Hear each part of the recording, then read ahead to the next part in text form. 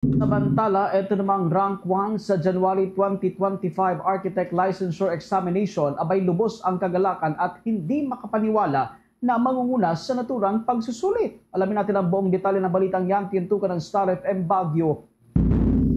Lubos ang kagalakan at hindi makapaniwala ang rank 1 sa January 2025 Architecture Examination na si Cristel Jansen Daguio na mangunguna ito sa naturang pagsusulit. Si Cristel ay nagtapos bilang cum laude sa University of the Philippines Diliman na tinanghal na rank 1 at nakakuha ng 82.80 passing rate. Inilabas ng Professional Regulation Commission nitong nakaraang araw ang resulta kung saan sa 1,792 examiners ay nasa 1,050 o katumbas ng 58.71% ang pumasa. Sa exclusive interview ng Star FM Baguio kay Cristel, inamin nito na malaking tulong sa kanya ang background ng kanyang mga magulang sa karir niyang pinasok dahil ang kanyang tatay ay graduate din ng architecture habang ang kanyang nanay ay nagtapos ng civil engineering. Sinabi din nito na marami siyang naging sakripisyo at kinaharap na hamon bago makamit ang tagumpay. Tapos yung initial feeling ko po parang nagkaroon po ng sense of closure kasi syempre medyo maraming buwan din kami na nag-aral, medyo marami din yung panahon na ginugol namin para sa exam na to. And nung lumabas po yung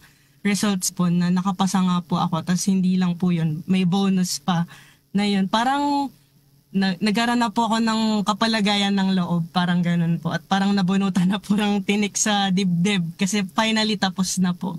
Bahagi ng panayam ng Star FM Baguio sa rank 1 sa January 2025 Architecture Licensure Examination na si Cristel Daguio. Iyan ang report mula Star FM Baguio para sa Bombo Network News. Star DJ Nash para sa #1 and most trusted radio network in the country, Bombo Radio Philippines. Basta Radio Bombo.